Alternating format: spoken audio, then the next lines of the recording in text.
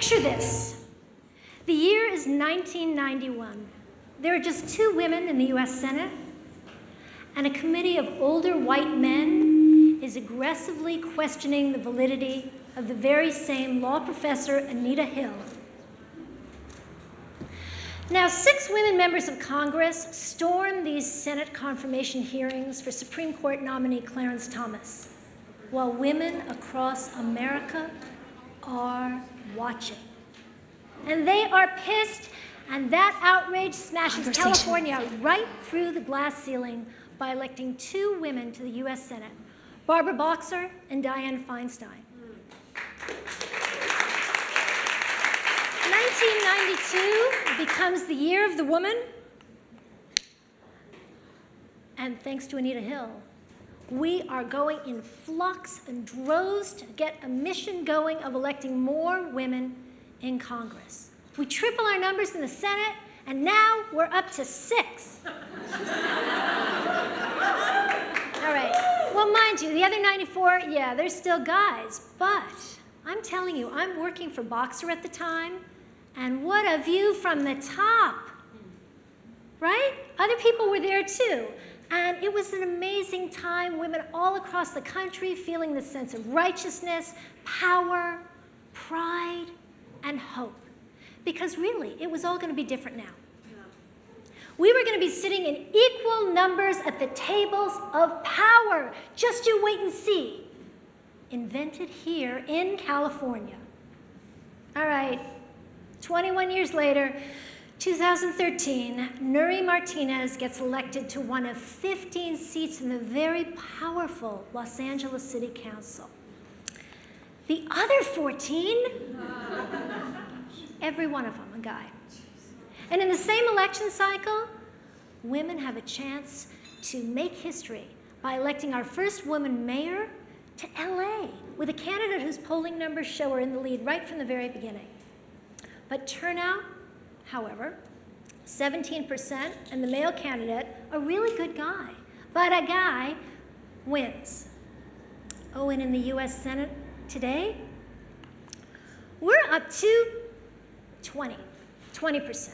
And we're in pretty serious danger of losing our hard-fought reproductive rights. What has happened here? I can tell you what hasn't. Critical mass. There is no vibrant movement of women in this country working on electing women into government, recruiting, funding, training, mentoring. It's not happening at the pace we need to aggressively grow our numbers. Maybe it's just because, well, the women in power perhaps haven't effected enough change for some of us.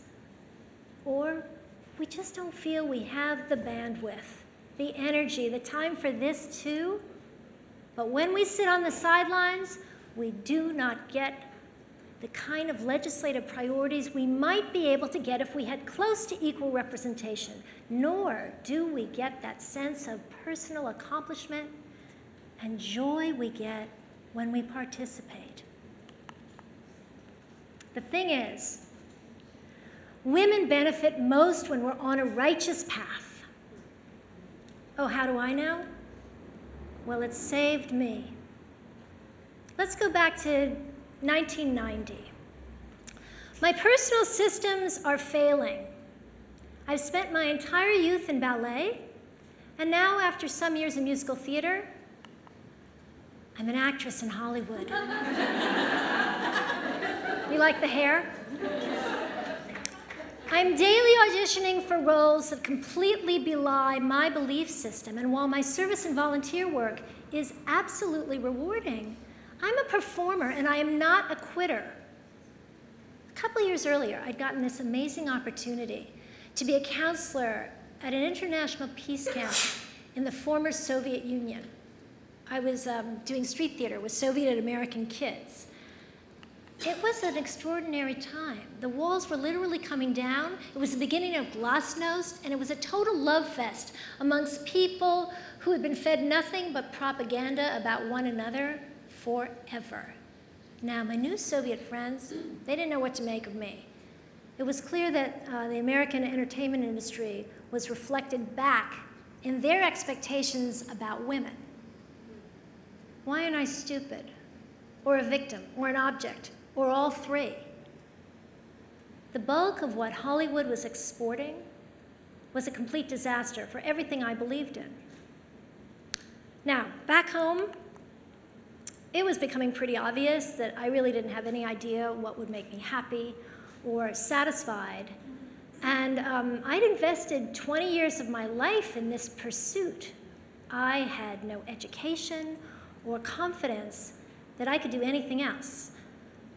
In the middle of this angst, I get my heart broken big time. And when he walks out, I'm ready. I'm finally willing to change course. And the interesting thing is that my enthusiasm and my creativity open all kinds of new doors.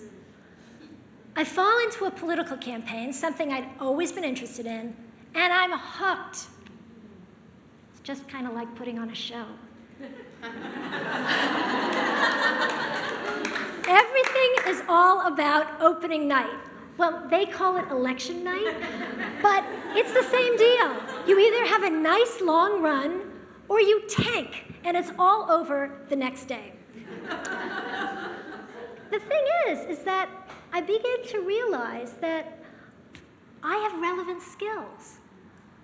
I can sort of naturally draw on relationships, I can present myself, but most importantly, my newfound sense of purpose masks the skills I have yet to develop. I expand and I reinvent. Get less sleep, but got more life. I now know that women are naturally good at reinvention. We're capable of all kinds of identities, and we think in multiple identities: class, age, geography, race, culture, faith, as mothers, as daughters, sisters, life partners, straight, LGBT. It's not, hello, I'm a lawyer, ever. We know that what we do is not all we are, hardly. I also know that women are naturally good at commitment. Think of the commitment we daily give our families and our friends. Think of the 100 years of commitment the women's suffrage movement needed to give in order to get the right to vote. 100 years. Imagine if we were able to marry that commitment with our natural capacity for reinvention and direct both towards creating more women leaders in America.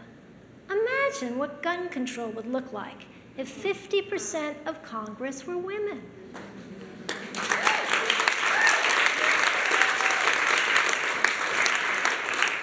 How about equal pay, education, health care, diplomacy?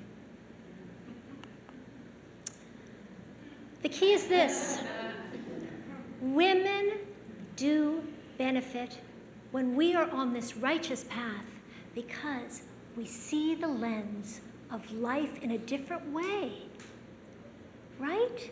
We see things differently. And when we're on this righteous path, we feel good. We like ourselves better. We like the people that we're around. We feel that we gain when we help others. We gain every time we write a check to help a candidate or a cause. We gain when we walk precincts alongside new friends or make phone calls to help others. And we know this, but often we do not act. Ordinary women can do extraordinary things. I mean, look at Rosie. We respond when we're needed.